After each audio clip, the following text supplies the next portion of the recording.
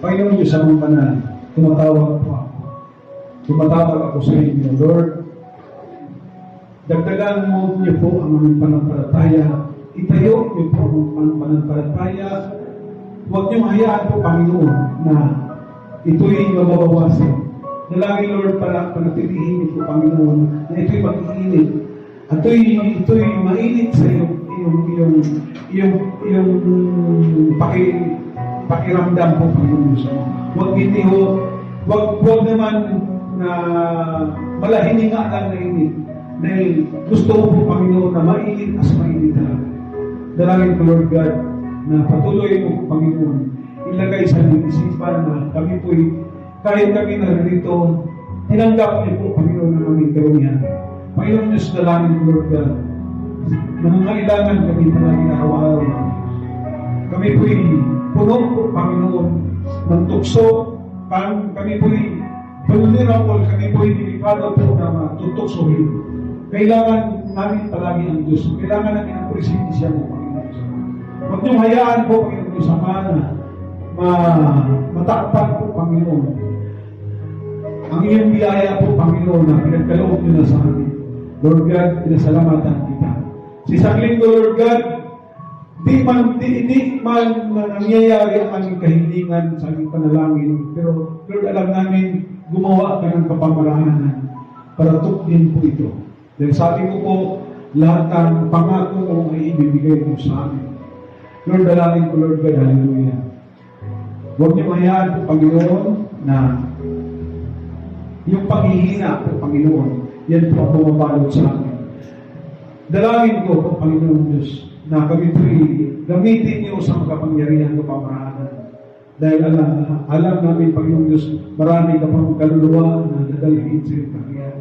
Gamitin mong instrumento ang mga tao nito. Dalangin ko, Lord God, bigyan niyo kapangyarihan. Ang kanilang mga labi, dalangin ko, Panginoon Diyos, mabigyan niyo po, Panginoon, karunungan, ang kanilang mga isipan po, Panginoon, na nagmumula sa trono mo. Gamitin niyo po, Panginoon, ang kanilang panampalataya para yung iba po, Panginoon Diyos, magkaroon din ng panampalataya. Salamat, Lord God, hallelujah. Salamat, Lord, sa pag-ibig na kung saan, Panginoon, isinisigaw ng aming puso na kami inibig mo po, Panginoon, sama. Hindi pinababayaan, hindi pinahantong po, Panginoon, sa mabigat na pagsubok, pagkus sinasamahan mo kami palagi. Panginoon Diyos, sama, pinasalamatan kita.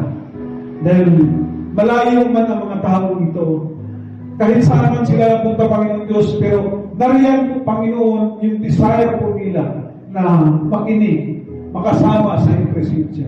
Samahan niyo po sila, Panginoon, sa isang linggo. Huwag niyong hayaan po, Panginoon, na nariyan po, makapasok po ang masamang espiritu sa buhay po nila.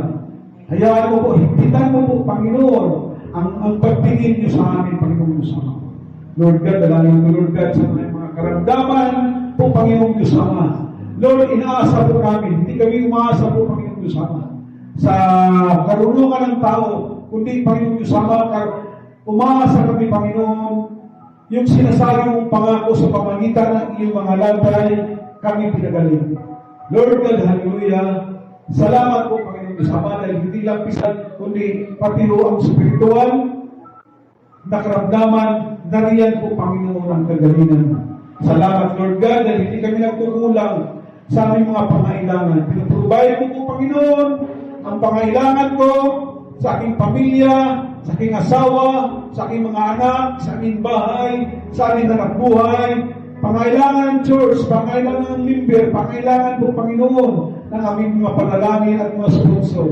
Lord God, salamat po. At salamat din, Lord God, sa May 23. Gagamitin niyo po ang Panginoon sa mga tao po, Panginoon, na bautismuhan sila sa iyong pangalan. Maraming salamat, Lord God, sa iyong biyaya na katapatan. In Jesus' name, Amen.